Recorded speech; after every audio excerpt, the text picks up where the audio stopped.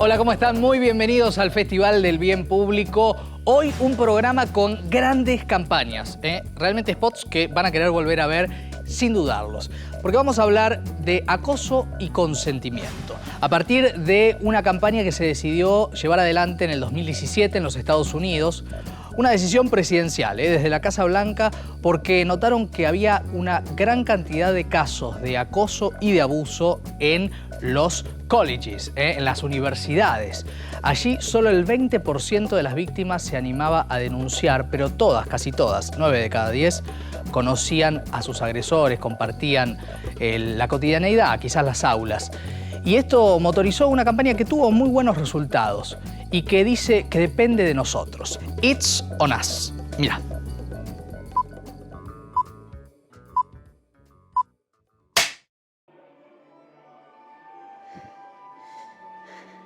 Wow, that is a beautiful cake.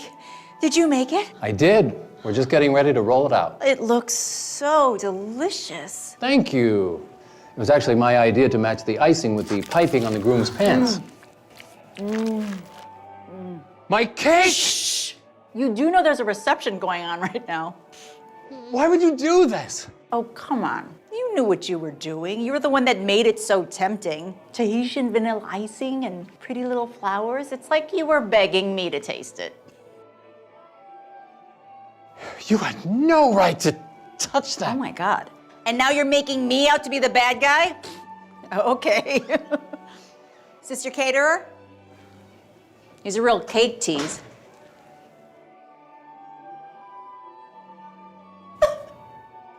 What a special day. La podías hacer tan tentadora, me estabas tentando a que probara la torta, algunas cosas, ¿no? Que resuenan desde lo metafórico en esta campaña que vamos a analizar con nuestros invitados de hoy. Cintia González Oviedo, bienvenida, magíster en todo lo que tiene que ver con el mundo del marketing, psicóloga, miembro de Bridge the Gap, que ya estuviste en el programa, así que un placer volver a tenerte. Gracias por estar. Gracias, muchas gracias por la invitación. Y desde Rosario, vía Zoom, está Lucho Fabri, docente e investigador. ¿Cómo estás, Lucho? Buenas tardes. ¿Qué tal? ¿Cómo les va? Buenas tardes. Bueno, gracias a los dos por estar. Cintia, ¿cuál es tu mirada sobre este spot que claramente juega con la metáfora, pero hay frases muy identificables con temas como el acoso, ¿no? Bueno, tenemos que llegar a lo figurativo y a lo absurdo para poder generar esa identificación de decir, bueno, esto lo podemos trasladar, y creo que siempre esta búsqueda del recurso de, bueno, ¿cómo hacemos para llegar? ¿Cómo hacemos para que el mensaje se entienda?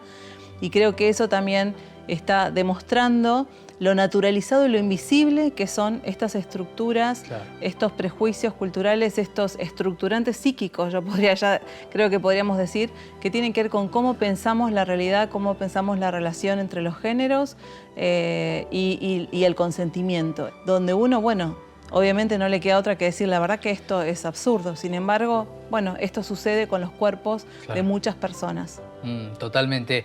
Lucho, plantea esta campaña que se dan vuelta a los roles, ¿no? Acá es la mujer la que le dice las frases al varón. ¿En qué lugar nos ponemos los varones?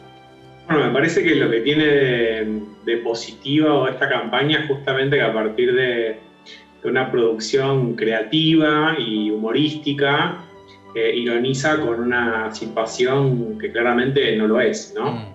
Y que es de mucha gravedad. Pero que los varones, por una cuestión de socialización de género, es decir, de cómo fuimos criados y educados en determinados conceptos de la masculinidad, tenemos naturalizado y normalizado.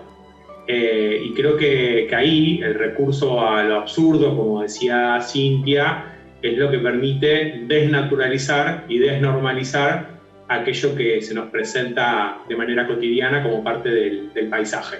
Me parece que una de las grandes dificultades que tenemos los varones para poder reconocer estas prácticas de acoso es justamente una falta de registro. No tenemos los elementos simbólicos para registrar esas formas de invasión sobre la intimidad ajena, la corporalidad, entre otras cosas. Y me parece que de algún modo estos recursos nos permiten empezar a registrar, quizás con estas vías de entrada como puede ser el humor y la ironía. Absolutamente. La pregunta que estos spots también nos inspiran es si ante estas temáticas como el acoso hay espacio para el humor. Y lo hablamos con una gran actriz y humorista que toca temas complejos como el que estamos señalando hoy, como Charo López, y esto nos dijo. Cómo cualquier persona puede accionar sobre el cuerpo de alguien y bueno, esto, la torta ahí está como representado como algo que el cocinero hizo y también está esto de, bueno, yo lo tomo porque vos lo estás mostrando y también está, bueno, todo este mundo de yo puedo mostrar lo que quiero, como quiero y no, con esto no quiere decir que esté provocando a que cualquier persona pueda accionar sobre mí. Y hay una cosa interesante del spot que es que hay un enroque. Ahí el varón es el que tiene el objeto, ahí sí es un objeto, ¿no? Que es abordado y avasallado. Y ahí es el varón el que es la víctima. Es interesante ese planteo también. Sí, y es muy interesante el final, el remate que tiene cuando sale la novia, que dice, pero ¿cómo puede ser que está pasando? Y el remate del actor es muy bueno también. Es muy bueno, como que la novia lo mira siendo a él como culpable, como que él tiene la culpa. Y es lo que pasa todo el tiempo, como cómo vas a mostrar, por qué tenés la pollera corta, por qué te pusiste ese short, por qué estás borracha, por qué volviste sola. Es como todo ese mundo traspolado a la situación esta de la torta, que lamentablemente se entiende más cuando ponemos una torta que cuando lo hablamos puntualmente y literalmente. A propósito de eso que decís, Charo, este tipo de campañas enfocadas desde este lugar, ¿pueden cambiar alguna conducta? ¿Pueden tener algún efecto real, crees? Quiero creer que sí. Me parece que si estos temas se tratan con cotidianidad, sin tanto fantasma, ¿no? Yo muchas veces, como dije en el escenario como parte del material, como a los niños enseñarles a lavarse los dientes y a no violar. Como es algo que existe, no lo tenemos que ocultar más, es algo que pasa. Vamos a continuar conociendo otros spots de esta misma campaña, de esta campaña estadounidense, que tienen que ver con plantear el tema del acoso corrido del contexto. Y vas a ver cómo te hace ruido.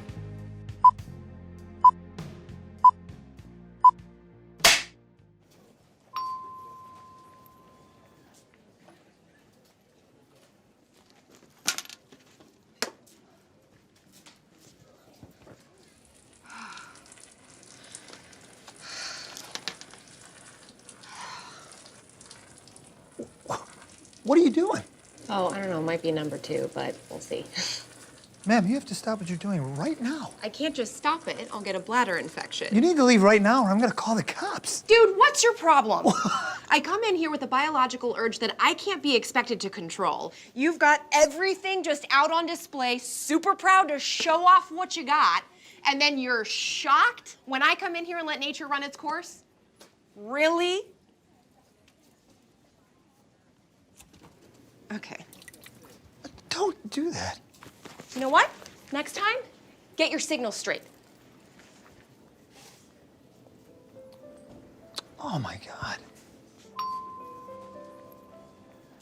Lamentablemente hay que llegar a poner algo tan extremo como una mujer haciendo caca en un inodoro de un negocio. O sea, es extremo eso, pero a mí me gusta mucho la frase que dice que violar debería ser tan escandaloso como comerse a una persona, como la violación debería ser tan ridícula como pensar en el canibalismo. No me parece mal, lo que pasa es que es algo como que está el tabú dando vueltas, o que no se habla, o que se justifica, bueno, ya lo que sabemos todas qué pasa, pero por eso me parece que apelar a la simpleza es una estrategia muy inteligente.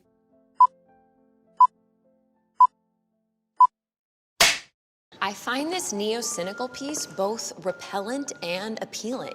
This is the best representation of conceptual unity I've ever seen. Excuse me? No touching the art, please. Oh my God, you are so funny. Ma'am, please stop touching the art. It's okay, we know what you're doing. Yeah, we know you have to say no for appearance's sake, but you really mean yes. Put your cell We're gonna phone need out, some girl. help down here. Oh, he's calling a friend. Oh, I told you he was into it. Get it there.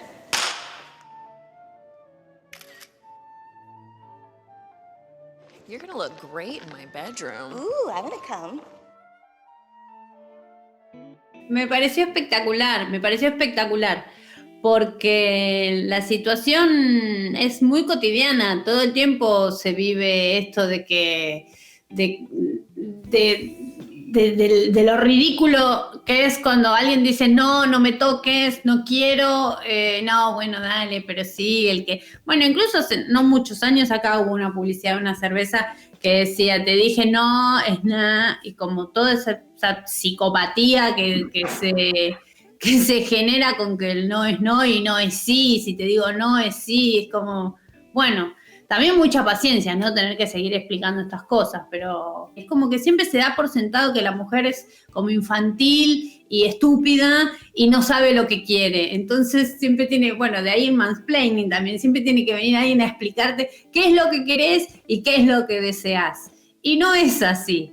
Por más que a veces hasta nosotras mismas caigamos en esa trampa de tener que estar preguntando porque no sabemos si lo que queremos está bien, porque también eso te genera como una locura, si toda la información que estás recibiendo es que lo que vos querés no está bien, pero decís una cosa pero en realidad es otra, eso también te va causando como una inseguridad y decís, bueno, no sé si yo sé lo que quiero o no quiero, pero bueno, es parte como de un orden muy simpático que hace el spot ese. ¿Cuál es tu reflexión como alguien que le pone el cuerpo en el escenario respecto del rol del humor en todo esto? Y sobre todo en la sociedad argentina. El humor es bueno, tienes esa herramienta que te ayuda, que cuando el otro se rió está ahí como que hablando la coraza y le podés meter tu pensamiento y a veces se ríen de algo que ni se imaginan que se podían reír. Estos spots son graciosos y si vos decís, bueno, vamos a reírnos del acoso, no nos vamos a reír del acoso porque es algo re serio. Pero la traspolación que hacen a la situación causa gracia y me parece que es re cercano. Creatividad y también la posibilidad de movilizarnos, ¿no? De ponernos en un aprieto quizás, ¿no? Para replantear muchas cosas. La pregunta es, y apelo a la psicóloga, apelo a todo lo que funciona dentro de la cabeza, es ¿hasta qué punto hay que forzar el absurdo a corrernos del eje y ver esta situación, Cintia? Esa es la búsqueda del spot, de reflejar una situación absurda donde también en las dos situaciones hay un espacio público y donde las personas están supuestamente haciendo un uso como del espacio público, que bueno, esto es obvio, ¿no? O sea, si está ahí es para usarlo. Hay una apropiación, ¿no? Perdón que uso una palabra fuerte, pero me parece que pasa por ahí, ¿no? Pero es que justamente no es natural y no se espera que vos circules en el espacio público, por ejemplo, a las 4 de la mañana. Y la policía lo que usa también es ese mismo recurso. Es decir, bueno, si está ahí es para usarlo. Claro, absolutamente. Lucho, ¿los varones decodificamos esto? ¿Alcanza con este tipo de mensajes? No sé si alcanza. Me parece que es una buena vía de entrada. Me parece que de algún modo lo que vienen a poner en evidencia estos recursos es que existe una lógica, ¿no? Apelan a la idea de una lógica. Sí. Y esa lógica es una lógica de apropiación. Ahora, quizás el desafío es, después de poder reconocer que ahí hay una lógica en funcionamiento que no es justa, que puede ser opresiva, que puede ser violenta, es reconocerse uno desplegando esa lógica. Claro. Creo que ahí está quizás uno de los mayores obstáculos y uno de los mayores desafíos para interpelar a los varones a sentirnos parte de una lógica desarticular. Claro, absolutamente. Siempre decimos, el dedo que importa no es el que señala, sino el que se señala para reflexionar, ¿no? Eso es lo interesante. Hay muchas frases, Cintia, en estos spots que uno no quiere dar nombres, pero las escuchamos, incluso en televisión, ¿no? Ella se lo buscó, vos lo estabas generando. Acá se usa desde la metáfora, desde una torta, desde una obra de arte, desde un inodoro, pero están muy presentes en el discurso social. Sí, quiero retomar esto que decía Lucho de las lógicas, ¿no? O sea, que esto es lo que se está queriendo mostrar, una lógica que es parte de lo normal y lo natural y por lo tanto invisible. Estas lógicas las tenemos que hacer visibles porque si no, no las vemos. Claro. Es decir, que las personas tenemos distintas significaciones en esta estructura social, no ocupamos el mismo rol en la jerarquía. Están los cuerpos para ser mirados y están los cuerpos que van a juzgar. Yo trabajé muchísimos años justamente en la industria de los estereotipos por excelencia, diferencia, que es la industria cosmética y de la moda. Y una de las cosas que sucedía con, por ejemplo, las promotoras de los locales de perfumería, es que los supervisores, que suelen ser varones de las promotoras, le ponían un puntaje a sus cuerpos y según ese puntaje iban a un local más lujoso o a un local en una zona más de la periférica, digamos, de Buenos Aires. Es decir, que hay ¿Esto ahora? Esto hace 2 años. Entonces, hay una jerarquización de los cuerpos. Es decir, Claro. que los cuerpos tienen una jerarquía y esto solamente va a ser en los cuerpos de las mujeres. Absolutamente. Lucho, hay también una pugna en cuanto a el poder de no querer ceder un montón de situaciones opresivas o de acoso directamente, para decirlo sin eufemismos, ¿no? ¿Cómo lo lees? Claramente quienes vienen movilizando esta agenda son las mujeres feministas, las diversidades y disidencias sexuales, y los varones en general nos encontramos en una situación como de desorientación. ¿Cómo puede ser que esto que yo tenga tan normalizado y naturalizado de repente es verbalizado como una forma de acoso, ¿no? Claro. Me parece que muchas veces reaccionamos de manera defensiva, a veces de manera defensiva ofensiva, tratando de tergiversar los discursos que los feminismos vienen a plantearnos, y otras veces hay un espacio de permeabilidad que nos permite empezar a identificar cuáles son los efectos nocivos de nuestras prácticas y de algún modo empezar a sensibilizarnos, ¿no? A empatizar con el sufrimiento de nuestras compañeras. Absolutamente. Y acá lo voy a unir con el spot que viene, que habla del té, de una costumbre inglesa, de una linda costumbre inglesa, ¿no? Hasta literaria, si quieren. Bueno, acá se utiliza bien la metáfora, se plantea que no todo lo cultural es bueno y que nadie debe ser obligado a nada. Miremos.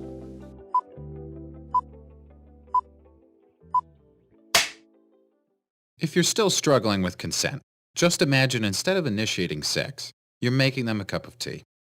You say, "Hey, would you like a cup of tea?" And they go, "Oh my God, fuck yes, I would fucking love a cup of tea, thank you." Then you know they want a cup of tea. If you say, "Hey, would you like a cup of tea?" And they're like, I'm not really sure. Then you could make them a cup of tea, or not, but be aware they might not drink it. And if they don't drink it, then, and this is the important part, don't make them drink it. Just because you made it doesn't mean you are entitled to watch them drink it. And if they say no thank you, then don't make them tea. At all. Just don't make them tea. Don't make them drink tea.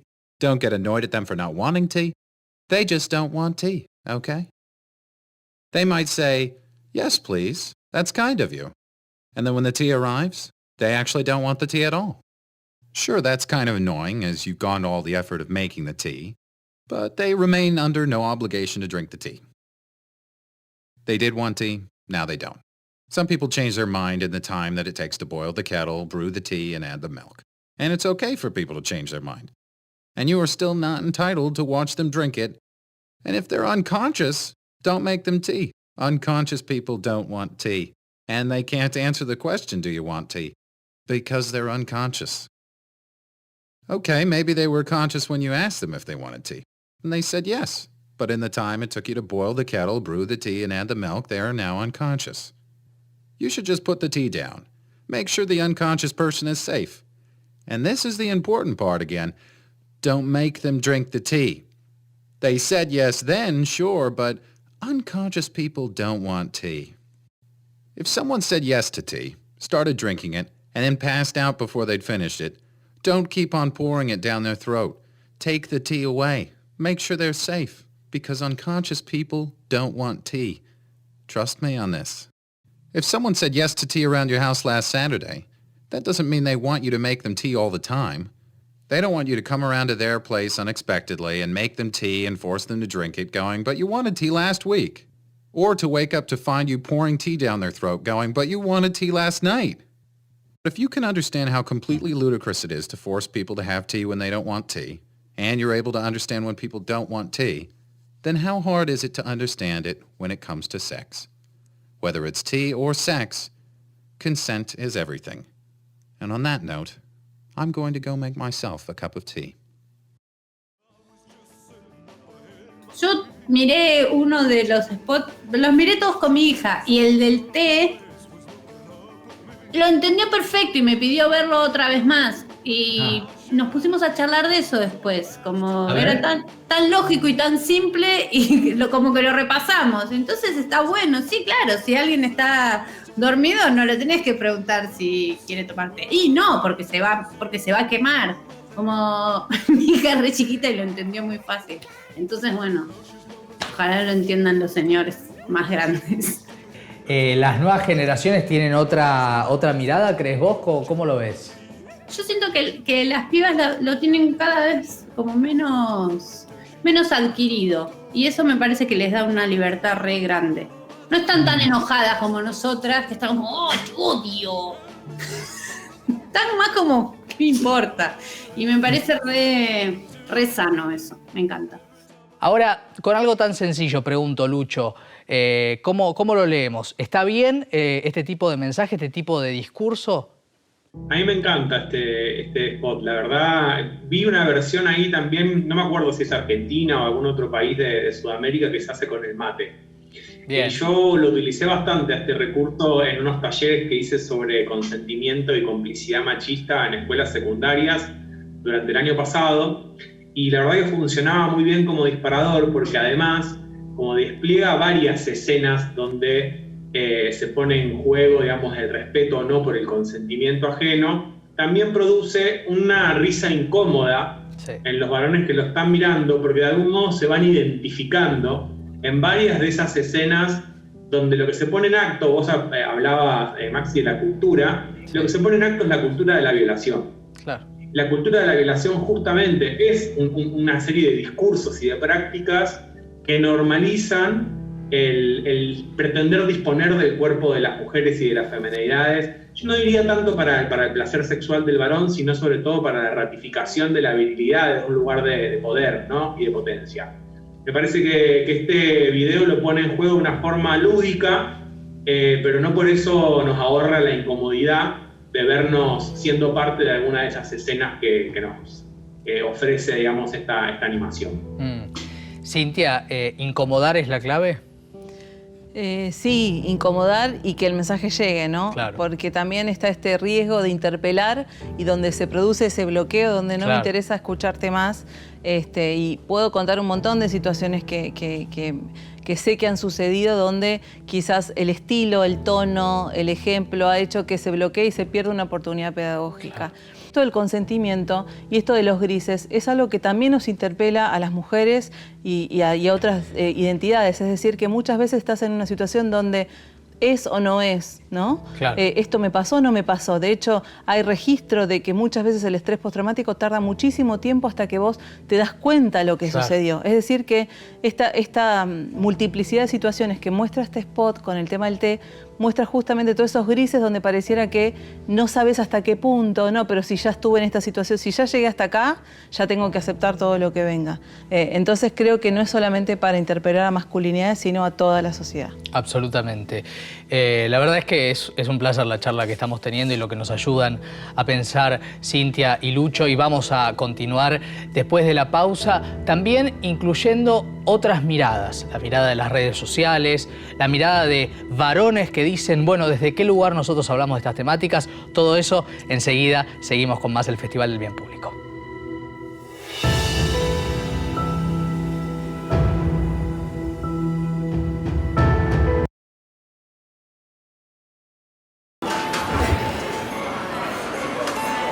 And the boys on their phones go snap, snap, snap all day long.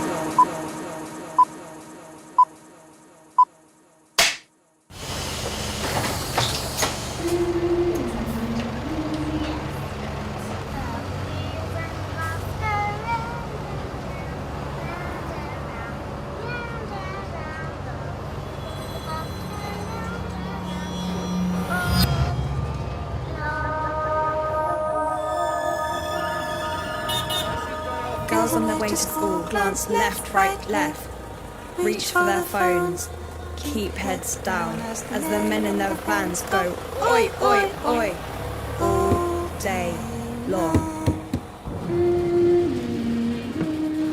The strangers on the street go croak, croak, croak. Show us your hair. Give us a smile. And the boys on their phones go snap, snap, snap all day long. The mums and the dads worry. Don't wear that. Don't wear that. Don't go out. Don't be late.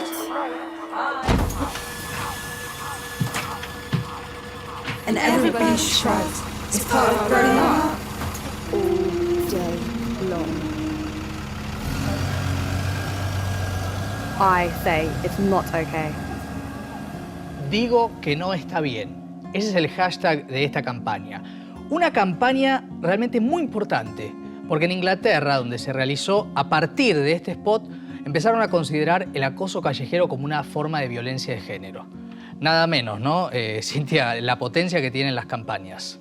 Hay cierto sentimiento o sensación de que el piropo o el acoso callejero es algo menor. Creo que esto se está revirtiendo lentamente, pero venimos como un poco de ese paradigma, ¿no? Donde hasta se satirizaba la palabra cosificar, ¿no? No me cosifiques. Sí. Y esto sucede como en muchos ámbitos. Sin embargo, cuando el gobierno de la ciudad de Buenos Aires sacó un spot sobre el acoso callejero diciendo que el 99% de las mujeres o el 100% de las mujeres habíamos sufrido acoso callejero, recuerdo que en las redes sociales hubo como una gran protesta como diciendo, bueno, ahora todas son acosadas. Es decir, una virulencia que genera el hecho de que pareciera que ahora todas somos acosadas y queremos ser protagonistas del acoso, ¿no? De hecho, había algunas consultas donde a qué edad vos tuviste, por ejemplo, el primer comentario que quizás ni siquiera lo pudiste interpretar, claro. Y en general el promedio eran 9 y 10 años. O sea, a partir de los 9 y 10 años, las mujeres, las niñas, empezamos y esto es como que hay un descreimiento, no sé qué opinará Lucho, pero hay un descreimiento de los varones, incluso los varones cercanos, como diciendo, no puede ser que todas a esa edad vivencien esto, ¿no? Claro. Lucho, mucha naturalización, ¿no?, de este tipo de situaciones.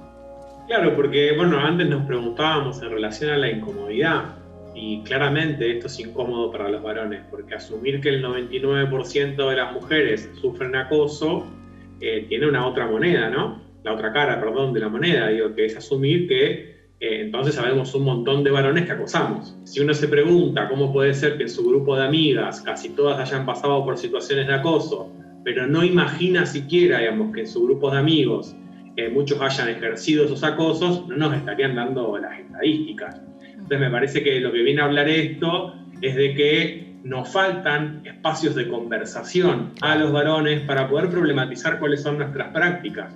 Me parece que estas campañas lo que pueden tener como potencia, además de interpelarnos en términos personales, es ofrecernos la posibilidad de la conversación. Creo que esa es la potencia que pueden tener estas piezas publicitarias, ¿no? Absolutamente.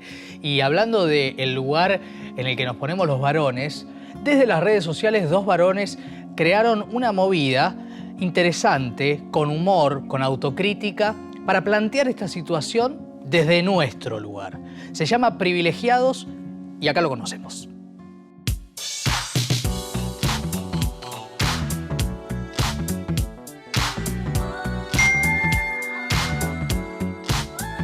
Hola, este video está hecho para ustedes. Nació para circular en este grupo, para abrir el debate, pelear, reflexionar y en lo posible cambiar comportamientos machistas que aparecen a modo de joda. Y lamento decirlo, no hacen más que contribuir a un mundo desigual y violento, incluso en chistes. Ey, pero todo te lo tomás en serio. Pasa que detrás de las fotos porno, de los chistes en los que denigras a tu pareja o cada comentario en el que transformás a una mujer en un objeto consumible sexualmente, hay una matriz de pensamiento, de creencias. Eso es lo que se llama patriarcado. Uy, de nuevo con esa garcha del patriarcado. Yo no entiendo de qué hablan, si la bruja a mí me tiene agarrado de las pelotas. Ay. Cuántas cosas cerradas en un solo mensaje. Comencemos por observar que estás ninguneando un concepto como patriarcado, probado desde las ciencias sociales y que con sobra se demostró que estipula las reglas que manejan los hilos de nuestro mundo. Pero más allá de eso, si te llegó este video, es porque hay por lo menos un amigo quien también se siente mal con esos mensajes machistas, misóginos, homodiantes o transodiantes. Estamos entre nosotros, las minas ni se enteran. ¿Cuál es el tema? Sosteniendo estos chistes entre amigos, construimos un sentido común con el que salimos al mundo de las relaciones. Salimos a convivir con el resto y estas jodas permean en nuestro accionar. Por lo tanto, si queremos transformar las terribles violencias que sufren las mujeres y toda la diversidad, tenemos que empezar por casa, entre nosotros, entre varones, porque somos el grupo opresor y, por lo tanto, quienes tenemos la posibilidad de romperlo. Uy, bueno, no se puede decir nada, se ofenden por todo. No nos ofendemos, estamos debatiendo para que podamos empatizar. Sabemos que el chat es un medio donde se hace difícil profundizar en discusiones y recapacitar colectivamente. Cada uno atrás de su pantalla se endurece en soledad y, como pasa en las redes, nos gusta mostrarnos fuertes y con la mejor cara. Por eso, si es necesario, podemos sacar la conversación del chat, llamarnos, hablarlo uno a uno. O también, podemos animarnos a definir nuevas reglas sobre lo que queremos que circule en el grupo. Es posible que a alguien no le interese leer comentarios violentos, denigrantes o que parecen hacerse eco de los peores personajes de la historia. O le incomode, le moleste y le den ganas de bajarse del grupo. Pero ¿por qué se perdería del resto? De la parte que sí le gusta, de la humanidad, amistad y solidaridad que por ahí también circula. La solución no es individual. No se trata de andar borrándose de los grupos, sino de empezar a dar vuelta a los sentidos comunes. Se trata de encontrar consenso donde todos estemos cómodos. La verdad que es espectacular, ¿no? Lo que hicieron con Privilegiados, porque plantea, acá estamos viendo el Instagram oficial, toda una serie de cuestiones que tenemos arraigadas. Por ejemplo, cuando uno ve el ego masculino, los privilegios, un montón de cosas que damos por sentadas y que forman parte del entramado que permite situaciones como el acoso. Hablamos con sus creadores. Ellos mismos se interpelaron para llevar adelante este proyecto y realmente creo que nos va a movilizar mucho. Privilegiado se puede decir que existe gracias a los feminismos, gracias a la construcción de teoría feminista. Nuestro marco son los feminismos.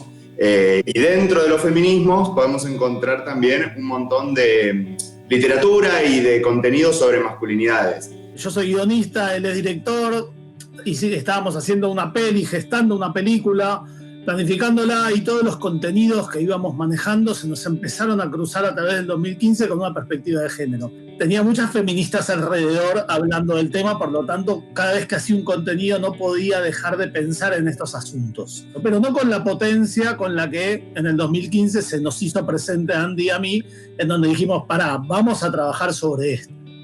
Pongamos esto en el foco, que ya no sea solamente el test de Bechdel, analizando si nuestros contenidos eran machistas o no, ¿no? Es un test que se le cruza a los contenidos audiovisuales para ver cosas muy básicas, como por ejemplo si existen personajes femeninos que hablen entre sí, que les pasen cosas que no tengan que ver con varones, ¿no? Entonces, ir más allá, de pensar en nuestro interior, de juntarnos entre nosotros a ver cuál era nuestra parte en este asunto, y con lo que nos encontramos es que era la parte más fea.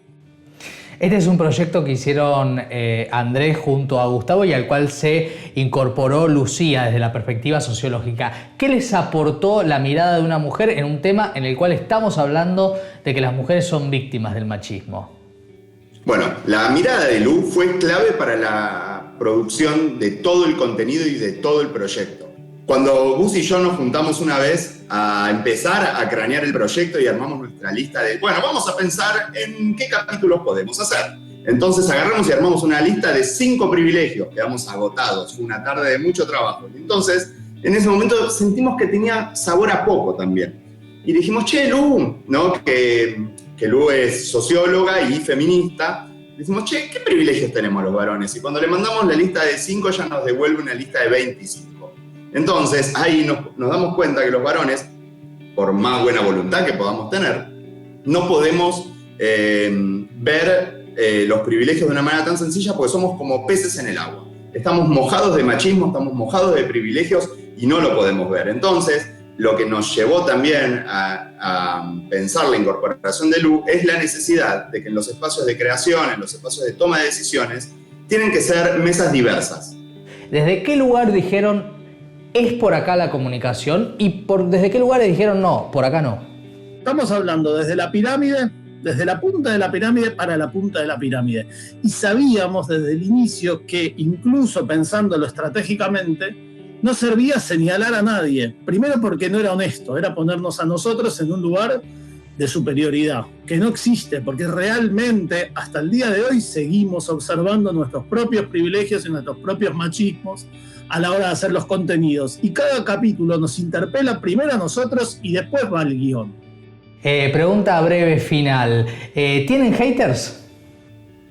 Bueno, por suerte no tantos como se piensa en realidad. Tenemos algún que otro varón que a mí me encanta cuando llegan, porque a veces llegan como diciendo, ¿cómo puede ser que digan que tenemos privilegios? Y en vez de enojarnos, ¿no? Y responder por ahí de manera reactiva, de la manera masculina, machista, respiramos, pensamos un poco, y desde la pedagogía y desde el activismo empezamos a charlar. Hay varones que se dan vuelta, que terminan como repensando Entonces, lo que está bueno de nuestro perfil es que los varones que se acercan a preguntar.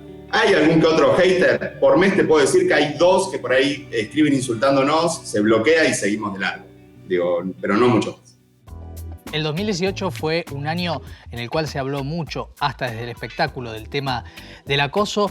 Y ese año, Fundación Avon planteó una propuesta desde el punto de vista creativo en nuestro país que nos interpela y que nos cuenta muchas de las actitudes de gritarle en la calle a una mujer, de decirle un montón de cosas y de parar la pelota y replantearnos qué estamos haciendo.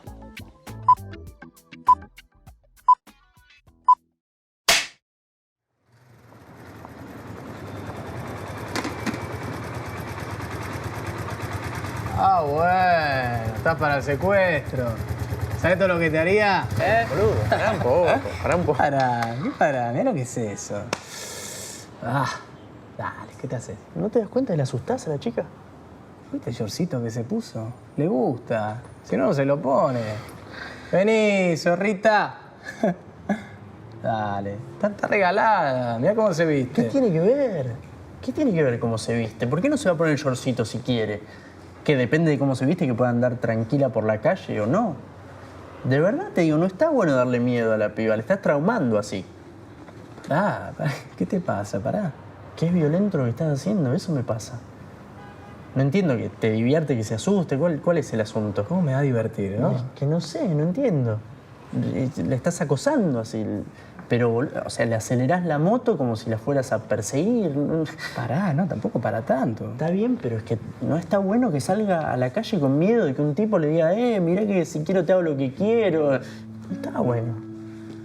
¿Qué sos, un animal que no te podés controlar? No, te entendí. De verdad te lo digo. Que las pibas tengan miedo de andar por la calle, que tengan que pensar por dónde van, que tengan que pensar qué ropa se ponen, que tengan que tratar de estar acompañadas, que tengan miedo de andar por algunos lugares porque se van a cruzar con nosotros. Todo eso es violencia. Si tenés algún amigo que lo hace, frenalo. Hacerle entender lo mal que las hacemos sentir, el miedo que les da. No es gracioso, no está bueno. No te quedes sin hacer nada cuando ves que pasa esto. No seas boludo, no te quedes callado. Y si no te da para hablar así, por lo menos empezá compartiendo este video. Ahí va. Compartilo.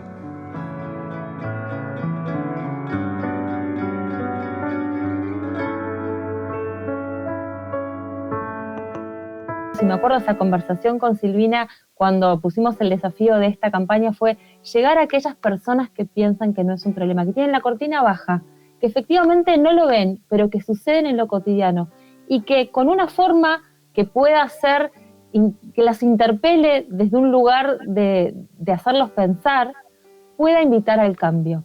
Y así fue que viene Cambiar el Trato, ¿no? Que Silvina viene con esa idea y a la cual también le pusimos todo el condimento de lo que nosotros transitamos todos los días de Fundación Avon. Nosotros en Fundación Avon también acompañamos situaciones de violencia y vamos escuchando. Y algo que escuchábamos mucho era que muchas mujeres no sabían cómo poder cambiar esas otras violencias que vivían.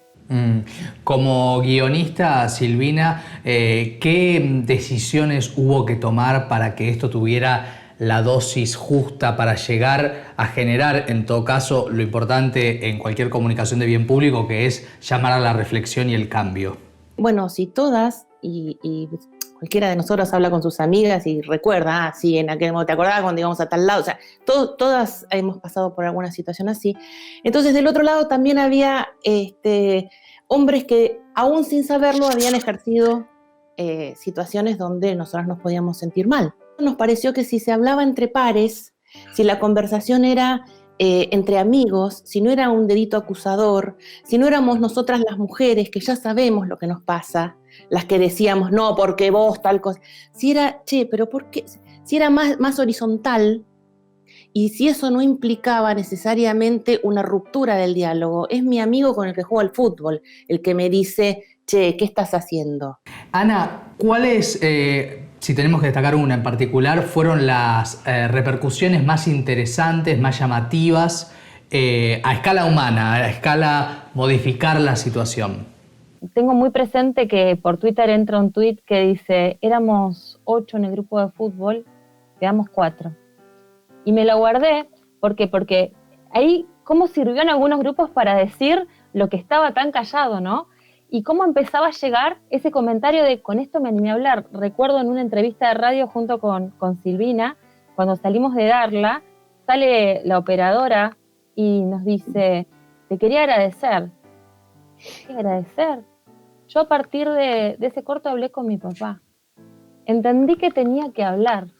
Y nos empezó a pasar que mucha gente empezó a encontrar en los cortos la posibilidad de abrir conversaciones. ¿Qué de toda esa cuestión de la escritura superó en la realidad la ficción? En cuanto al buen resultado que vemos también en el spot. Mandamos los guiones a que los vieran todos los varones que conocíamos de todas las edades posibles, de todos los amigos de nuestros hijos, de todos los que... O sea, a ver, pasó por todos lados, ¿eh? Todos nos sentimos más o menos reconocidos con la situación base y todo el mundo le fue aportando, sí, su propia experiencia y en ese sentido, sí, trabajo colectivo, por supuesto, siempre es un trabajo colectivo. Cambiar el trato, dice esta campaña de Fundación Avon, y de eso se trata, Lucho, ¿no? De modificar lo que veníamos haciendo y empezar a mirar un poquito cómo veníamos manifestándonos, ¿no? En definitiva, tendríamos que poder encarar este proceso de interpelarnos entre nosotros, cortarnos el mambo entre nosotros, dejar de reproducir esta complicidad machista y depositar en las mujeres el esfuerzo cotidiano de señalarlos cada una de las prácticas en las que estamos siendo desiguales o violentos. Creo que esta campaña acierta en ese sentido y provoca a que los varones conversemos entre nosotros para cambiar el trato justamente. Cintia, ¿cómo lo ves? El año pasado hicimos una encuesta para develar un poco qué pasaba en esos grupos de varones y surgía esto del miedo. Prefiero no intervenir, no decir nada porque si no hay mucho riesgo para mí. Así que por un lado eso y por el otro lado creo que también el impacto positivo que tuvo esta campaña es dejar de señalar la figura en el imaginario social de los monstruos, de los enfermos, claro, y de ciertas figuras, ¿no? Como las figuras que van a acosar, las figuras que van a violar, sino de que tenemos que empezar a interpelar en los grupos internos porque el cambio social empieza, digamos, en la intimidad de nuestras relaciones sociales. Absolutamente. Cintia, muchísimas gracias. Gracias, Lucho. Un placer haberlos tenido a los dos en el programa. Y después de la pausa, los que hacen bien público. Un testimonio que vale la pena. Ya seguimos.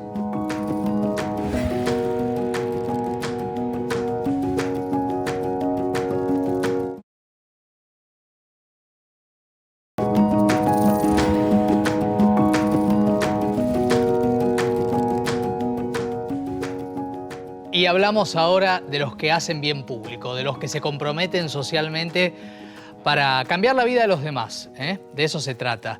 Y está con nosotros Evelina Cabrera. Gracias por estar con nosotros. Una joven con una historia de vida, de compromiso, hoy presidente, quien preside todo el movimiento femenino del fútbol, pero con una historia vinculando la inserción social y el deporte, ¿no? Sí. Y esa perspectiva que muchos reconocemos como los que hacen patria, los que le cambian la vida a los demás. ¿Cómo llegaste a eso, a esa intervención para la inclusión entre el deporte y lo social? Bueno, primero presidenta. Presidenta. Presidenta y dirigenta, que siempre me cuestionan la palabra dirigenta. No, yo creo que lo del fútbol y la inclusión y el desarrollo de tratar de que las chicas puedan practicar deporte tiene que ver con un tema de que a mí siempre me apasionó hacer cosas por los demás, ayudar, y quizás de grande entendí que nunca tuve la posibilidad de que alguien me enseñe deporte porque pagar un club era imposible. Entonces creo que tiene que ver más con eso, de que si por ahí si eras varón y tenías buen pie, alguien te iba a becar a vos para que vayas a un club. Claro, claro. Ahora si eras nena ya estabas descartada prácticamente. ¿Y cómo llegaste a eso? Bueno, de grande, ya 21 años, empecé siendo jugadora. No había nada descubierto, nada habilidoso. Pero después por un problema de salud me puse a ser entrenadora de fútbol. Bueno, me recibí entrenadora y vi que no podía realizar mi actividad como quería porque no tenía los recursos necesarios para poder desarrollar la actividad. Por ende, fundamos la Asociación Femenina de Fútbol Argentino con otras jugadoras. Y bueno, y ahí empezó todo, como un rol nuevo, porque...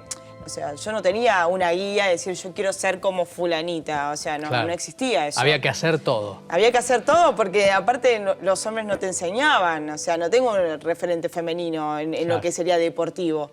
Entonces era todo un desafío porque inclusive todas las que estábamos no sabían ni lo que era un estatuto, lo que era nada, entonces tuvimos que aprender de cero. ¿Y cuánto impactó tu historia personal en comprender el rol social del deporte, el rol inclusivo, el rol solidario, esa cosa tan linda que tiene el deporte, ¿no? Yo creo que el deporte le da a uno liderazgo, trabajo en equipo. Uno cuando está jugando no le pregunta a la otra de dónde viene, ni su religión, ni nada. O sea, vos sabés que tu compañera tiene la misma camiseta que vos y automáticamente le haces un pase. No hay un debate. No existe eso. Vos ya le ves la camiseta y creo que el deporte en sí tiene ese costado que a veces pasamos por alto, ¿no? Que nos pone a todas a la par. Y que me parece que hay que comprometerse en que uno no es mejor que el otro, sino uno es un complemento del otro. Y en la cotidianidad de tu trabajo, en relación al deporte y a lo social, ¿qué le podemos contar a la gente de tu actividad diaria? ¿Yo qué hago diariamente? Eso. Bueno, hay varias consignas porque obviamente nosotros trabajamos a nivel nacional y lo que queremos y trabajamos es porque el fútbol sea femenino especialmente, o sea, yo siempre hablando de femenino, se trabaja a nivel federal. Claro. Entonces, cada provincia tiene una problemática diferente, por ende, cada dirigente o cada dirigente que uno tiene que hablar o me tengo que comunicar es una problemática. O sea, por ahí hay temas que tienen que ver más con la cuestión de violencia de género, o hay otros que tienen una problemática, que tienen jugadoras de 14 años que están embarazadas. Entonces, hay diferentes problemáticas. También hay un tema que por ahí uno, o sea, todo el tiempo es como tener contacto con todo el mundo porque hay que armar una red, y que es lo que hago todos los días que me levanto, para que cada uno pueda tener sus herramientas para poder desarrollarse. O sea, a veces uno, no sé, habla del fútbol profesional y de un montón de cosas que se están dando por suerte en Buenos Aires, pero en el interior las necesidades y las problemáticas son otras, y más profundas y más difíciles. Y hoy la problemática es que el club le daba contención y herramientas a las chicas para que más allá de lo deportivo puedan estudiar, puedan contenerlas. Y de repente no tienen esa contención porque no están con los profes. Entonces, nada, lo que tenemos que hacer ahora más que nada es activar para que todo el trabajo de años no se pierda. Claro. ¿Y qué dicen las chicas del hecho inclusivo que tiene el deporte, ¿no? Porque esto es lo que vos decías, somos todos pares, todos tenemos la posibilidad. ¿Qué te comentan a vos en gratitud, por decirlo de alguna manera? No, a mí lo que me hace feliz es cuando, no sé, viene una chica que por ahí finalizó su etapa deportiva como jugadora y me dice, no, quiero estudiar para ser entrenadora, porque en realidad es como un efecto dominó que trabaja en la comunidad, ¿no? Porque una jugadora que todo el barrio dice, bueno, la jugadora es como ya como un referente, ¿no? Y después esa chica pasa a ser la entrenadora y va a su barrio y arman el potrero una escuela y las chicas empiezan a practicar deporte. Sin ir más lejos, yo dirijo, por ejemplo, un equipo de chicas que están presas en la cárcel 46. Y yo empecé ahí como, bueno, voy a hacer algo porque no hacía ningún deporte. Y hoy en Córdoba una chica me mandó un mensaje por Instagram, yo quiero hacer lo mismo que vos acá. Y lo empecé a hacer y hoy hay otros lugares donde se empiezan a hacer deporte dentro de lugares que por ahí, es muy loco decir esto, pero por ahí los hombres tenían un espacio para hacer deporte y las mujeres no. Claro. Y quizás no es el contexto, sino el problema es el género. Entonces, que poder proclamar y hacer que otras repitan lo mismo está buenísimo. Eso es lo que a mí me gusta. ¿Y tu sueño, el ideal, la meta? Yo creo que no tengo como, o sea, voy construyendo día a día. Me parece que es eso porque a medida que pasa el tiempo, las problemáticas son otras y quizás hace 5 años atrás no estábamos hablando, no sé, de estas cuestiones, ¿entendés? Entonces me parece que a medida que va pasando el tiempo, mis objetivos van cambiando, así que no tengo una meta, digamos. Evelina Cabrera, presidenta, muchas gracias. No, por favor, gracias por la invitación. Nosotros nos vamos la próxima semana, más creatividad y más personas como Evelina que hacen bien público. Gracias, chao.